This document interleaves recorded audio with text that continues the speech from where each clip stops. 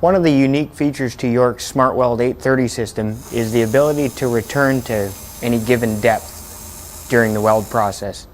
This allows us to remove the nozzle for cleaning in the center of a bore, should it be required, and to bring our nozzle back to right where we left off for a near seamless weld pattern.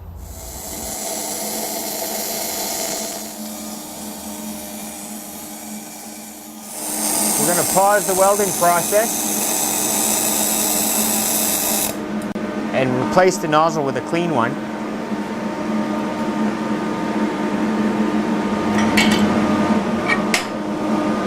Set this one aside to cool off, and we will return to our former depth.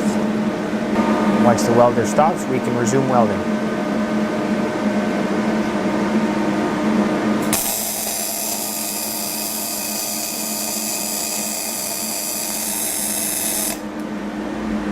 Okay, so I'm going to pull that nozzle out.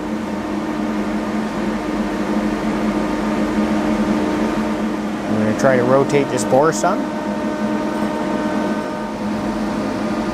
There's a little spot right there where we stop, but as you can see, it's nearly seamless.